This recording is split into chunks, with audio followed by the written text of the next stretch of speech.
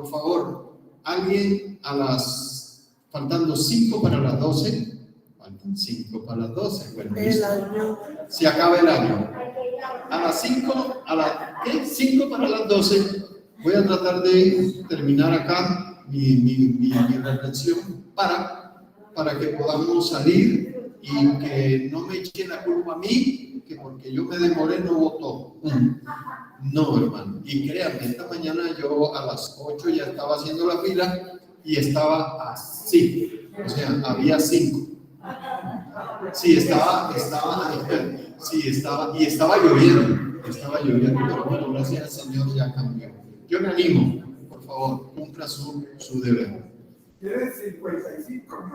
No importa, creo que es suficiente, no tengo afán. Bueno, sobre la reflexión de hoy.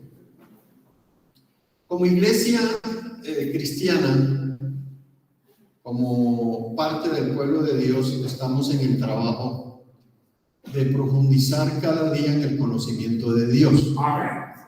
Esto es, haya votaciones o no, llueva o no llueva, haya comida o no haya comida, aunque la higuera no florezca, como dice el mismo Malaquías, etcétera, etcétera. Nuestra mayor vocación debe ser procurar cada día más conocer a Dios.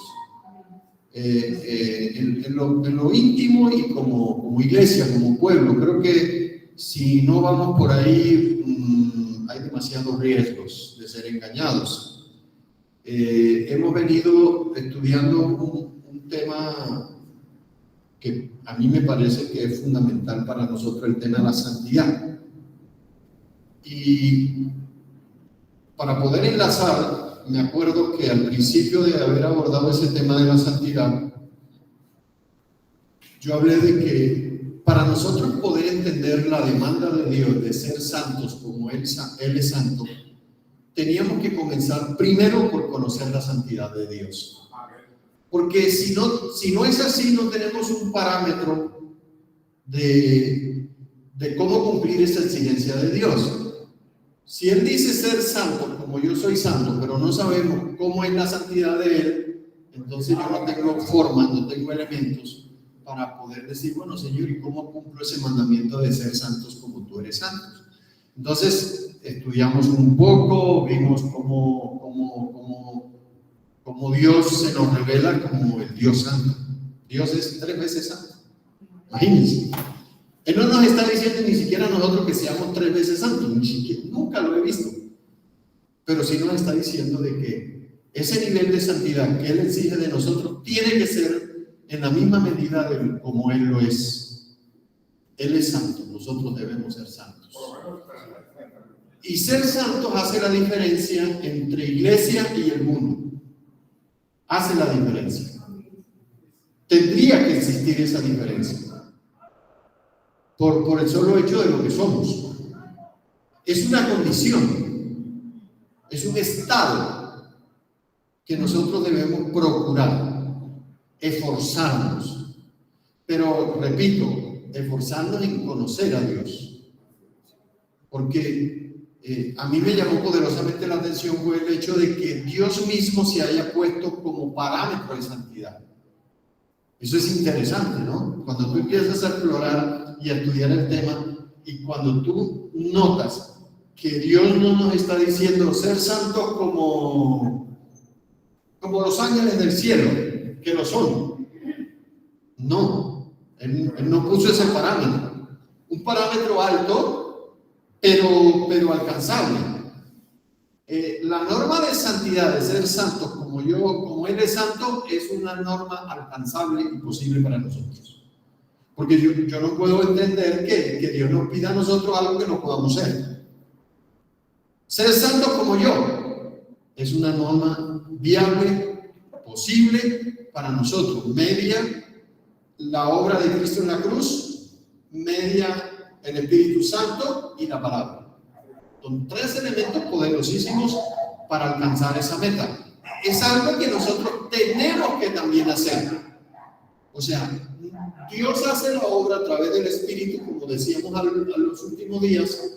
Es decir, la la palabra, el Espíritu hacen posible la santidad, pero yo tengo que hacer algo. No, la salvación es la que no es por obras, pero aquí sí caben obras.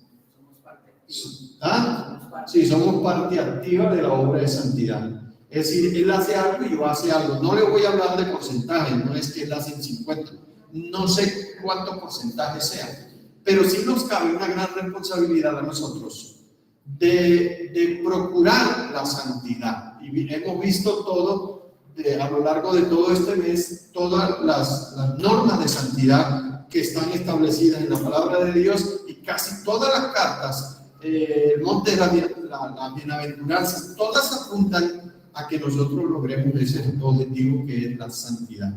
Ahora, yo en algún momento lo toqué de soslayo, porque por lo menos en el libro que yo tengo de guía, el de Jerry Bridge, bueno, yo no sé inglés, digo en costeño, Jerry Bridge. Jerry Bridge, él habla también en un capítulo aparte de la santidad de Cristo. Y ese es mi tema hoy, la santidad de Cristo. Ahora, cuando usted mira la santidad de Dios y si mira la santidad de Cristo y la del Espíritu Santo, ¿usted encuentra alguna grieta ahí, alguna diferencia? ¿O en cuanto a proporciones, alguno es más santo que el otro? ¿Qué le revela la Escritura a usted? No hay diferencia. Incluso hasta pareciera que cuando habla del Espíritu Santo, hasta da la sensación acá en la mente como que él fuera más santo que los demás. De hecho, no es así. Pero cuando nosotros tratamos de conocer la santidad de Dios y la santidad de Cristo, y hablamos del Espíritu Santo, el Espíritu Santo es la expresión máxima de la santidad. Él es santo también. En cuanto a naturaleza, en cuanto a carácter, los tres tienen las mismas características. Y él nos dice a nosotros, ahí está el modelo, Cristo. Tienen que ser como él. Como él anduvo, dice Juan, deben ustedes también andar.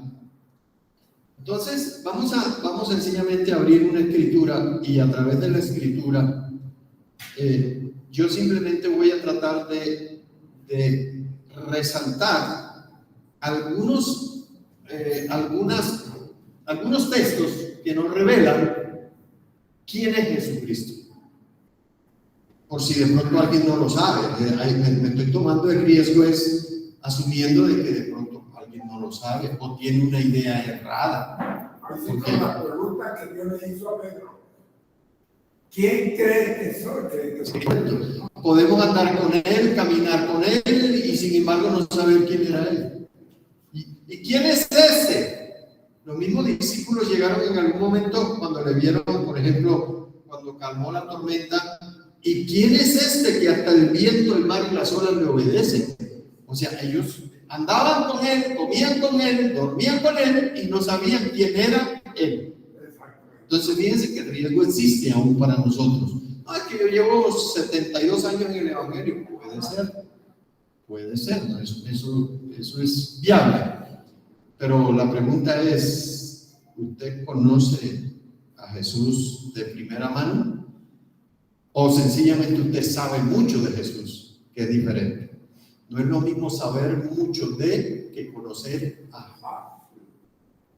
Entonces, vamos a abrir, por favor, un texto muy sugerido varias veces por mí, capítulo 1 del libro de Apocalipsis. Simplemente voy a usar ese libro, porque es que ese libro usa una expresión, una frase, y el título que aparece ahí en la escritura, me da la sensación que nos responde a esa respuesta, por lo menos conocer lo suficiente o lo necesario de la persona de Jesús.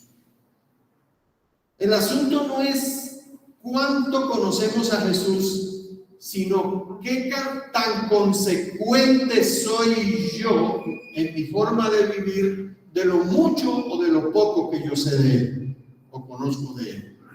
Ahí es donde está el problema. De pronto sé poco, pero si vivo de acuerdo a la revelación que tengo, bueno, gloria a Dios, eso es lo que el Señor quiere. Vamos a mirar ahí en Apocalipsis capítulo 1. Sí, Apocalipsis capítulo 1. A ver qué encontramos respecto a la persona de Jesús. Miren la primera palabra, la revelación de... por favor, céntrense en esa palabra, revelar. Revelar teológicamente se define como correr o quitar el velo para poder ver algo que yo no veía. Valga la redundancia si la tiene. ¿Sí? Es quitar la cortina. En el caso nuestro es quitar las tinieblas. Las tinieblas. Sí, sí, quitar la ignorancia. Me parece bien esa quitar las cataratas. Ustedes se acuerdan que en alguno de los mensajes que están a partir del capítulo 2 a una de las iglesias le dice el Señor: es necesario que compren colirio y te echen porque no estás viendo nada. Entonces fíjense que aquí lo de la revelación, pero la revelación de quién, ni siquiera de qué, porque el de qué también existe acá. La pregunta es, ¿la revelación de quién? Dice la Escritura, ¿de quién? La revelación, mire cómo lo dice, de Jesucristo.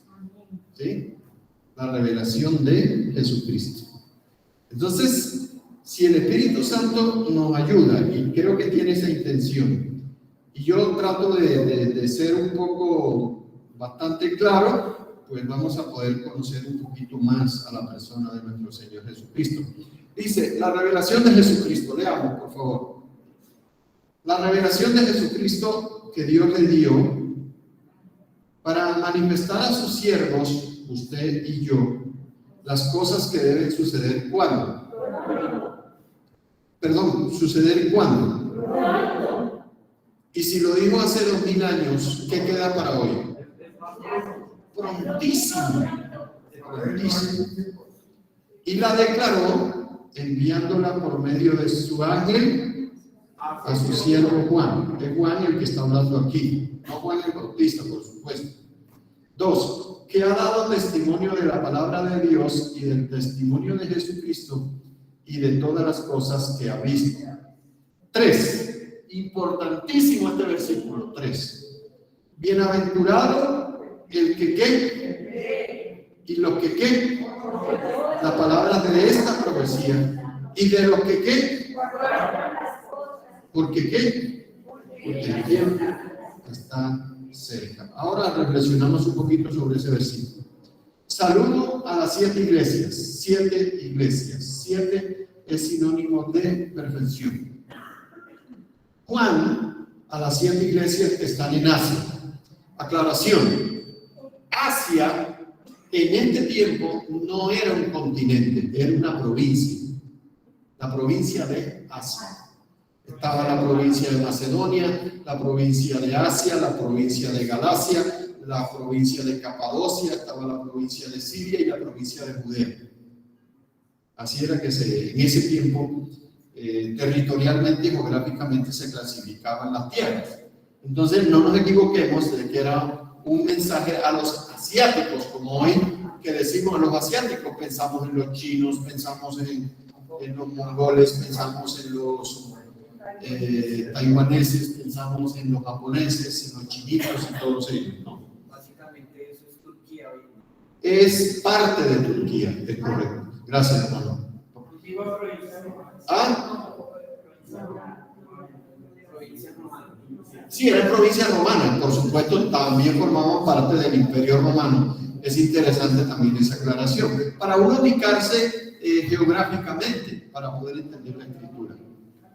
Muy bien, ¿en dónde iba mi hermano? 4, ¿no? A las 7 iglesias que están en Asia, gracia y paz a vosotros del que es y que era y que ha de venir, y de los 7 espíritus que están delante del trono de Dios. Por favor, allí al ladito, sobre todo en los que tienen Biblia, en los que están en las portátiles les va a costar trabajo, pero si pueden, Isaías 11:3, para que podamos saber cuáles son los 7 espíritus de Dios, porque lo menciona unas 3 veces en lo sucesivo. Isaías 11:3, téngalo ahí. Entonces, hay un saludo, una bendición de parte de Jesucristo, están los 7 espíritus de Dios de por medio, 5, y de Jesucristo el testigo fiel, sigue revelando, el primogénito de los muertos y el soberano de los reyes de la tierra. Al que nos amó, amén, y nos lavó, amén, de nuestros pecados con su sangre. ¿Y qué nos hizo? Reyes santos, le agrego, santos reyes, sacerdotes para Dios su Padre. A él sea gloria el imperio por los siglos de los siglos. Amén. 7. Aquí viene una noticia buena. He aquí, viene con las nubes. Allí tiene que agregarle Apocalipsis 19. Y todo ojo le verá, aún los que le traspasaron. Y todos los linajes de la tierra harán lamentación por él. Sí, amén. 8. Yo soy el alfa y la omega, principio y fin, dice el Señor, el que es y que era y que ha de venir, el Todopoderoso. Yo, Juan, vuestro hermano y copartícipe en vuestro en la tribulación, en el reino y en la paciencia de Jesucristo, estaba en la isla llamada Patmos por causa de la palabra de Dios y el testimonio de Jesucristo. Era una cárcel, una isla cárcel, como lo fue la Gomorra en un tiempo. 10, importantísimo para poder entender la revelación. Yo estaba en el Espíritu, y dice claramente en qué Espíritu. Aclaración. Si está en mayúscula en medio de una frase en la Biblia, muy probable, es casi seguro de que se refiere al Espíritu Santo, en el día del Espíritu. El día del Señor, como hoy, y oí detrás de mí una gran voz como de trompeta, es decir, aquí están dadas las condiciones para escuchar a Dios. Estaba en el Espíritu en el día del Señor y ahí escuchó la voz del Señor. Eso es una condición indispensable hoy para poder entender la profecía. Y esa voz que él escuchó decía, diferente a lo del 8, pero el mismo significado, en el sentido de que, está usando las mismas expresiones. Yo soy el alfa y la omega, el primero y el último. Y le da la orden a Juan, escribe en un libro lo que ves y envíalo a las 7 iglesias que están en Asia, y dice quiénes son las iglesias: a Éfeso, a Esmirna, Pérgamo, Tiatira, Sardis, Filadelfia, Laodicea y falta una, el Edén.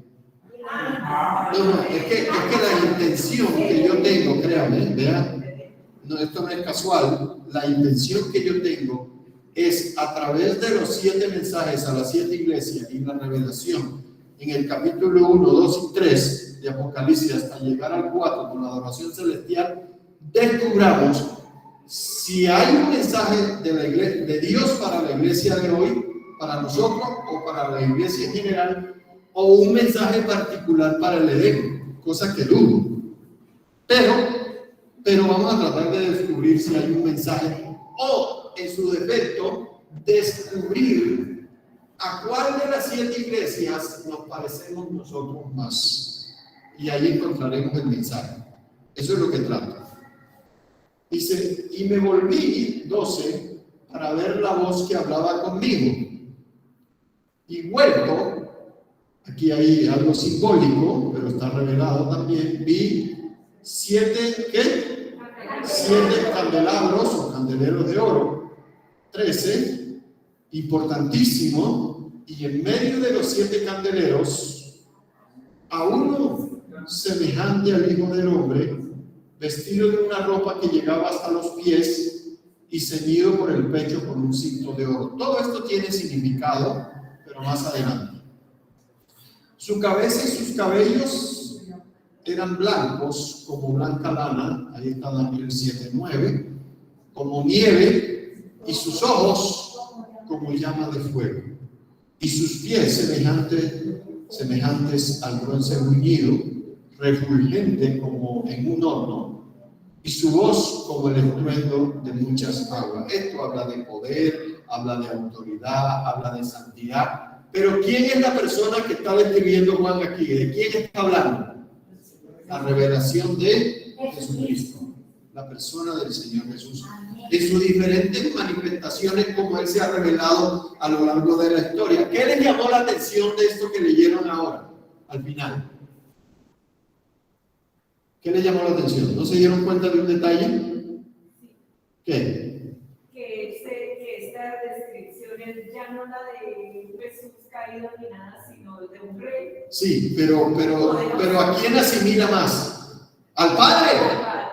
Es curioso. Está hablando del Hijo del Hombre, pero aquí lo asimila como Daniel lo dice por allá también, donde dice de que las canas, que un anciano de días y algunos otros profetas también lo hablan, como el Señor Jesucristo aquí asimila al Padre. Esas cosas se van dando a lo largo de la revelación. Fíjense que la revelación es eso. Él nos va mostrando cosas que uno lo sabe, pero no cae en cuenta. Que el Señor está asimilando al Padre en cuanto a su apariencia. Y eso, el hecho de que hable de canas y de etcétera, habla de eternidad también. Revela eternidad. Revela autoridad, señorío, cinto de oro, revela señorío, majestad, el bronce bruñido, y todo esto revela también juicio y autoridad. Son cosas simbólicas, pero hay que irlas desgranando inmediatamente. Dice en el verso 16, ya vimos que había 7 candeleros, ahora en el 16 dice que ese que estaba en medio de los 7 candeleros tenía en su mano derecha, en su diestra, tenía 7 estrellas. Eso es simbólico también. Dice, de su boca salía una espada aguda de 2 filos. Es la palabra, ¿no? Y su rostro era como el sol cuando resplandece en su fuerza. 17.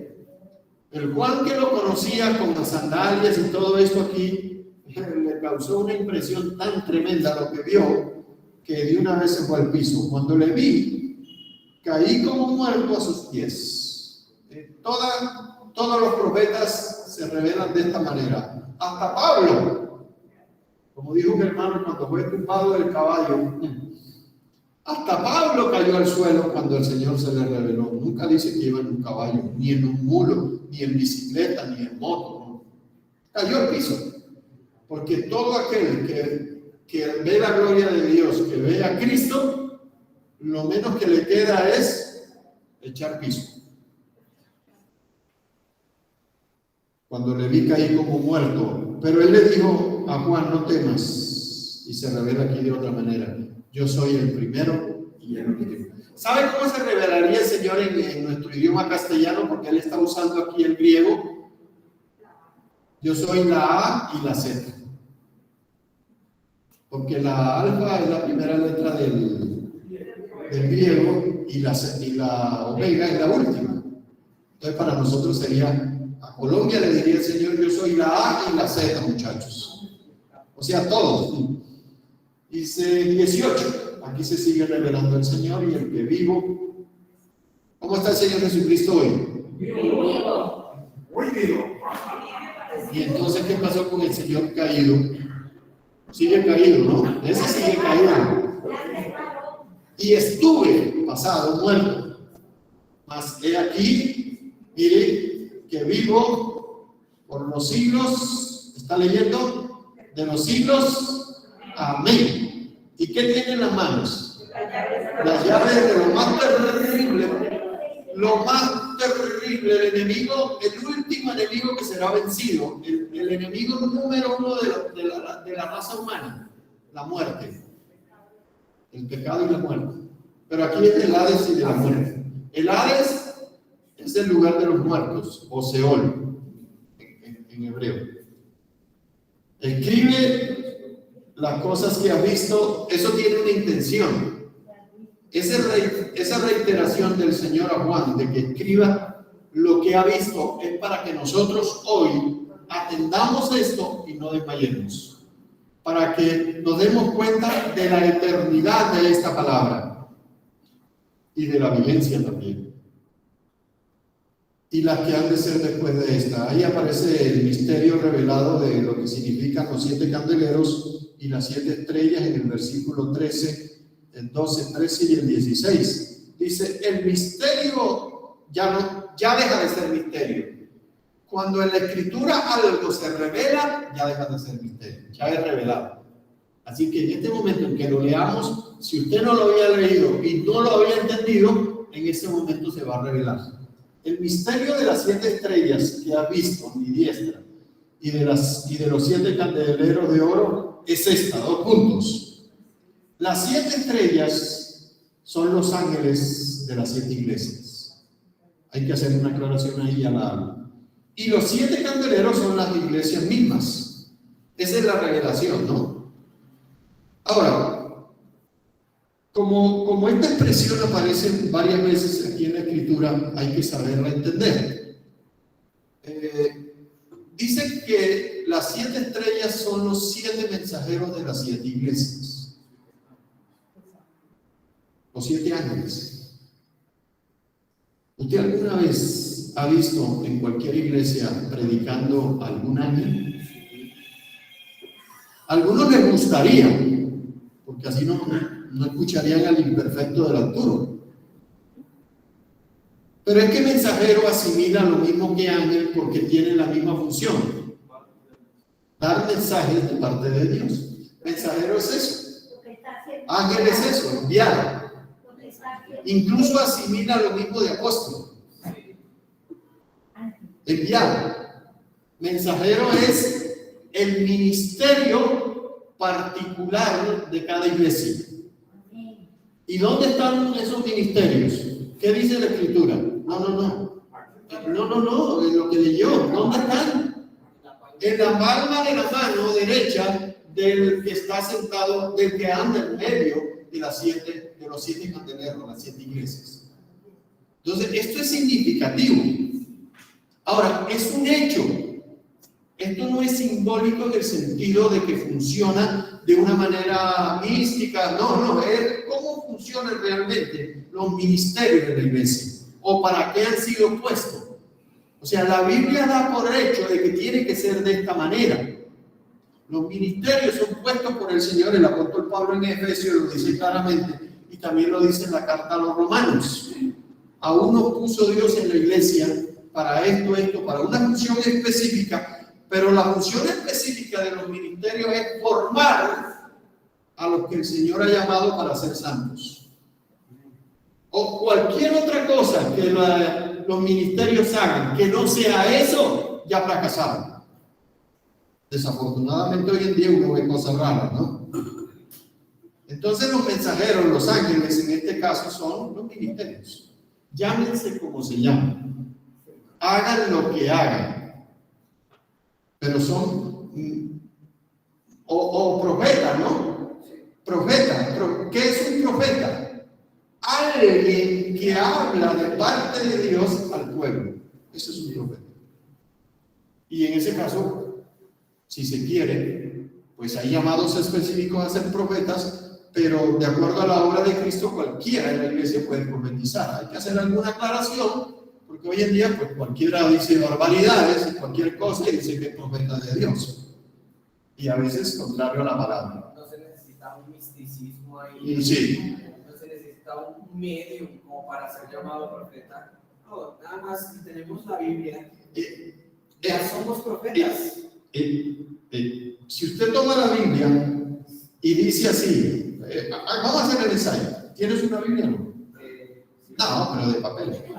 La que tiene, bueno, vamos a hacerlo. Perdón, hágame un favor, míreme, por favor. Pero ponga esa cara misteriosa que usted pone cuando. ¿Tiene un texto abierto ahí que no sea el que yo estoy leyendo? Ya, devuelvo una hoja nomás. Una hoja, ya. Haga así como yo, mire, como hacen los curas. Palabra de Dios.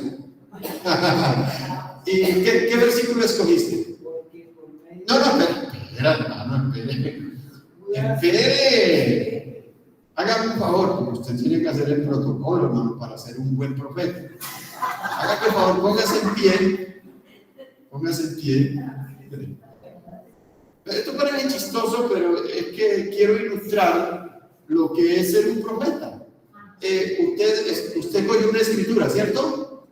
¿Ya la tiene? Sí. Un versículo nomás, uno solo. No importa qué diga, pero diga conmigo. Así, haga la mano hacia arriba. Y dice, Jehová ha dicho, o así dice, más bien, así dice. Y lea el versículo. Porque por medio de engaños se han infiltrado ciertas personas quienes las escrituras ya habían señalado desde hace mucho tiempo para la corrupción. Son hombres malvados que toman la bondad de nuestro Dios como pretexto para una vida desenfrenada y llegan a nuestro único. ¿Eso es un solo versículo? Único dueño. Oiga, hermano, vea. ¿Qué profecía? Por favor. No. ¿Qué profecía es para la iglesia del Señor lo que está ocurriendo en la iglesia del Señor hoy? Hermano, discúlpeme, por favor, otra vez. Por favor. No. Nos dice la cita, por favor. ¿Judas? Sí, Judas, versículo 4. Sí, porque no tiene sino un solo capítulo. Judas, capítulo 4, versículo 4. Así dice Jehová. Así dice. Porque por medio de engaños se han infiltrado ciertas personas en las escrituras que habían señalado desde hace mucho tiempo para la corrupción. Son hombres malvados que toman la voluntad de nuestro Dios como pretexto para una vida desenfrenada y niegan a nuestro único dueño y Señor Jesucristo. Ay, ya, Dios mío. Así dice su palabra. Palabra que tiene que decir palabra de Dios. Esto parece un chiste, esto parece una tontería. Yo no tenía eso en mi mente, pero es que el Señor le va mostrando unas cosas. Pero miren que hasta así casualmente, hasta así habla el Señor. Ese es el estado de la iglesia. No, ¿y de quién va a ser? ¿Es cierto? Del Señor.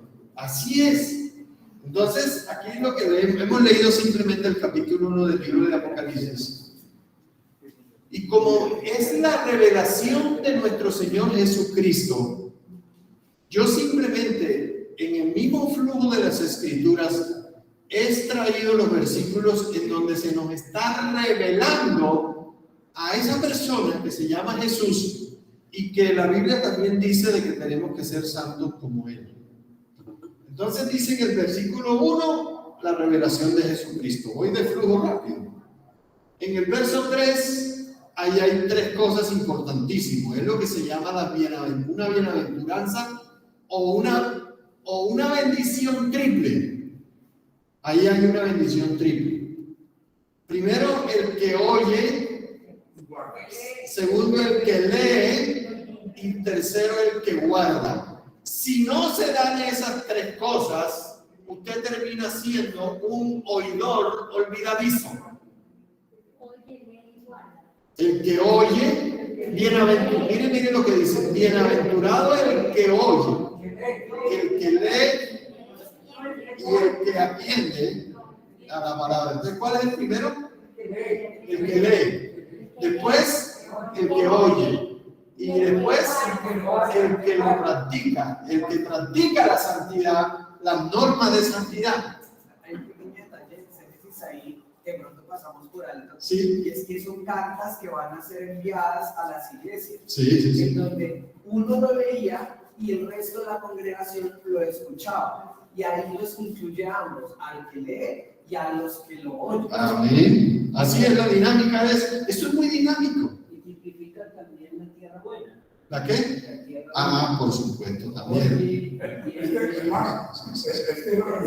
Uno puede leer exactamente un capítulo de la Biblia, la lee, pero no la oye. ¿Qué es lo que está diciendo de para uno? ¿No? Y si no la oye, no la ve. Sí.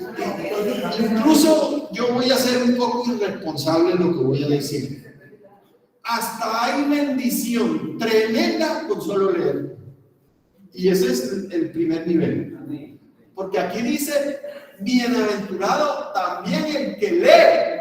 Pero si no le entiende, Bueno, digamos que para quedarnos con lo del común que mucha gente hace, que solamente se limita a echarse la santiguada todos los días antes de irse para el trabajo corriendo, y mientras se cepilla, ahí alcanza a leer y le echa la pasta a la Biblia y la tapa y no la ve nada más, queda sin revelar. Sí, entonces, pero hay una bendición. Siempre que usted tenga algún trato con la palabra de Dios, usted tiene la oportunidad que Dios le hable. Hay una bendición ahí. Solo que nosotros, por supuesto, después de 72 años, no debemos quedarnos en ese nivel de simplemente leer por calmar la conciencia y salir corriendo para el trabajo. Eso me refiero. como le etíope, si yo no le entiendo, no entiende. El etíope estaba en la otra fase. Estaba leyendo y no entendía, y quería entender. Bueno, ¿y de quién está hablando este? ¿De sí mismo o de otro? Y ahí estaba la respuesta de Dios, porque inmediatamente yo me pongo en contacto con la palabra de Dios, Dios inmediatamente dispone todo para que yo pueda entender lo que leo. Ahí también uno puede encontrar como las dinámicas del creyente en su vida diaria. Como ayer estábamos hablando ahí después de la reunión de jóvenes con Miguel y con estamos ahí, de precisamente las dinámicas de lectura de la Biblia, diaria, semanal, y es muy interesante que si la palabra es la fuente, es digamos lo más seguro, lo más directo, que es palabra de Dios, pero no podemos ignorar de que el aprendizaje que nosotros tenemos acerca de Dios también viene también por otros lados, como por ejemplo venir aquí a escuchar, a aprender en otras reuniones de la iglesia. Entonces, digamos que el aprendizaje de la palabra de Dios no solamente viene con leer, que tiene unas ventajas, y también el escuchar, que tiene otra bendición. Aquí 3 veces felices. Son complementarios. Sí, correcto. Pero el curso completo es leer, oír y guardar. Y ahí es donde está la bendición, ahí es donde viene la bendición. Allí es donde viene la revelación, ahí es donde conocemos a Dios. Y ahí es donde somos edificados y formados a la imagen de Jesús. Ahí está todo el proceso. Discipulado, ahí está el discipulado, ahí está todo.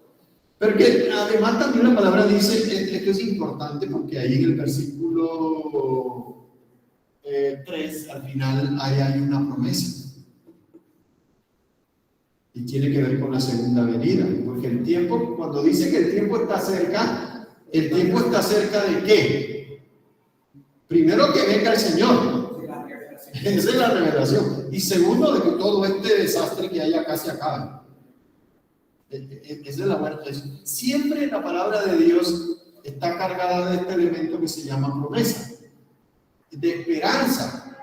Cuando como yo decía al principio, las circunstancias pueden ser difíciles, pero si a ti te dicen, te ponen la mano en el hombro y te dicen, tranquilo hermano, que el Señor está en control, Él guarda tus pasos, Él viene pronto, hermano, eso levanta muertos.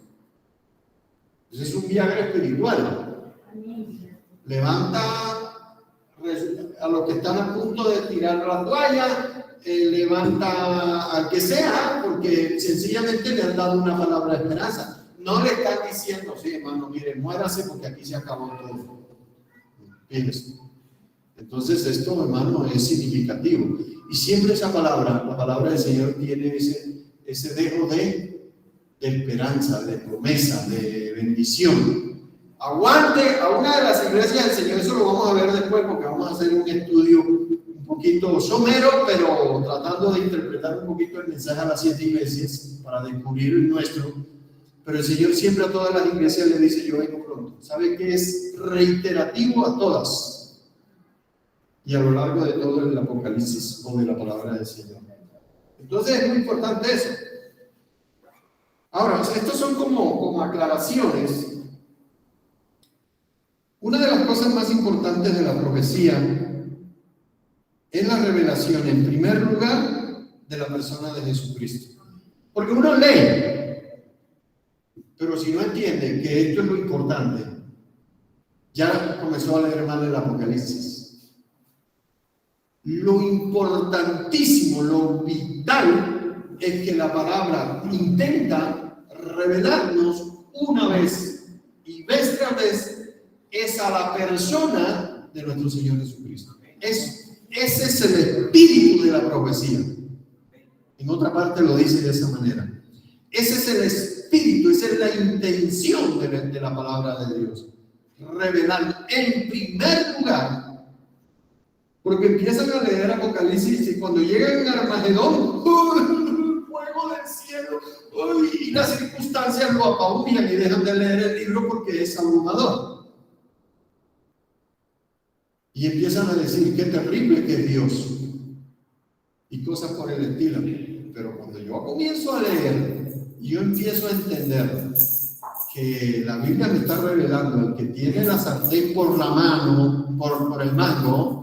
Entonces la cosa es diferente, mi óptica cambia, mi fe cambia, ¿no es cierto? Porque él está tratando de decirnos, cuando él dice que vivo y estuve muerto, ya nos está diciendo el que venció. Eso es distinto. Pero si me dijera el que murió y sigue muerto, ¿para dónde va la fe? Para los pies. Entonces es importante esto. La persona de Jesucristo es el elemento revelador en toda la Escritura. Él es, ya te dejo, discúlpame, Él es el personaje principal de la profecía. ¿Sí? A ver. Volviendo al versículo 3, cuando dice bienaventurado, o sea, feliz. 3 veces feliz. El que lea el Apocalipsis. Sí. Esta mañana creo que Fernanda leyó la versión en donde habla de que no dice bienaventurados, sino felices, dichosos. O sea, al aproximarnos a la revelación del Apocalipsis, tenemos que ser conscientes de que vamos a ser felices con conocer esa revelación. Sí. Que en esencia es lo que está. O sea, va a traer un grado de felicidad y de alegría. Que es Jesús. Ver a Jesús al inicio del Apocalipsis y luego cómo Jesús a través de todo Apocalipsis termina dándonos y mostrándonos lo que va a pasar, que es algo muy bueno, esperanzado para nosotros. Amén. Gracias, Cristian. Entonces, eso creo que venía, ¿no? Entonces, el personaje principal, ¿quién es? Jesús. Y en segundo lugar, ya siendo textual con la Escritura y todo lo que va a venir a partir del capítulo 4, 1, revelación, 2, 3, el mensaje a las 7 iglesias, capítulo 4, la adoración celestial, de ahí en lo sucesivo vienen los 7 sellos, en lo sucesivo las 7 trompetas, entre las 7 trompetas y las 7 copas de la ira, los 3 ayes, la caída de Babilonia, la segunda venida de Cristo, cielo, el juicio final, cielo nuevo y tierra nueva. Es más o menos una síntesis del contenido del Apocalipsis. Entonces, primero revela la persona de Cristo y después revela los hechos o eventos que sucederán en la tierra y en el universo entero por el accionar del que está sentado en el trono y del Cordero. Porque eso sí lo va a decir también más adelante, ¿no? Entonces, primero la persona y después los hechos.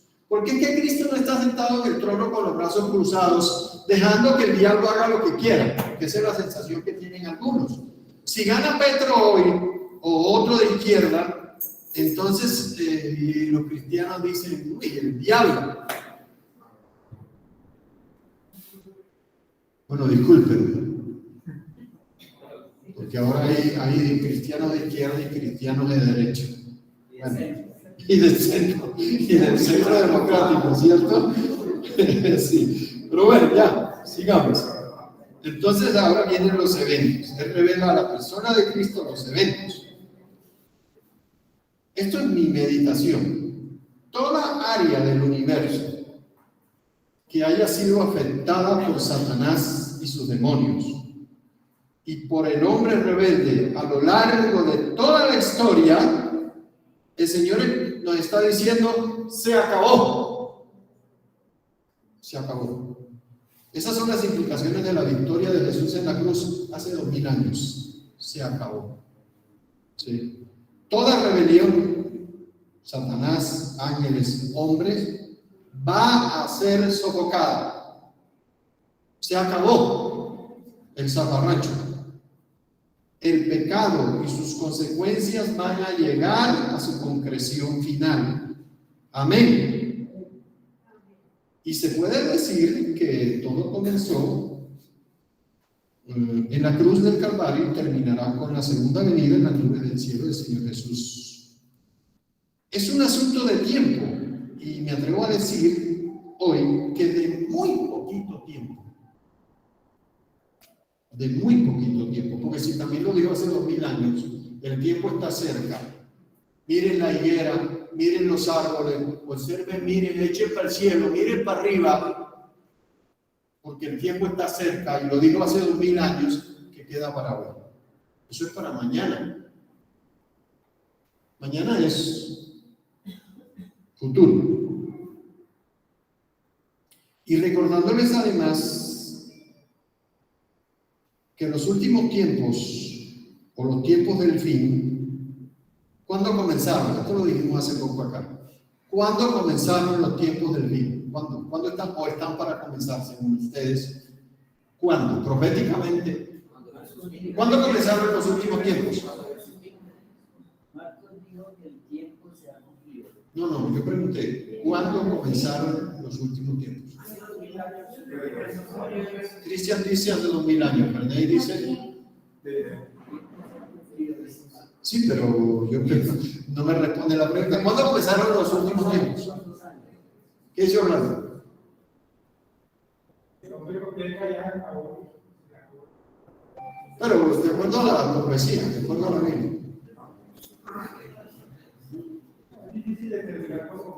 No, está claro. Está desarrollado. A ver, traten. No importa que se equivoquen, yo no tengo ningún problema con eso. Lo que trato es que usted se ubique. Ubícate. ¿Cuándo comenzaron los últimos tiempos? ¿Desde que naciste? Yo dije que se podía equivocar en listo, no hay problema. ¿Qué dice el doctor? Perdón. Por favor. Comenzaron en la resurrección. Desde que nació Jesús. Cuando Juan el Bautista dijo el reino del cielo se ha acercado. Nancy, atrévase, no importa. ¿Cuándo comenzaron para ti los últimos tiempos? ¿O van a comenzarse de pronto algún interpreta? Listo, no hay problema. Hay dos respuestas. Lo que pasa es que si yo les hubiese preguntado cuándo comenzaron las profecías de la redención del hombre mesiánica, entonces me remito a Génesis.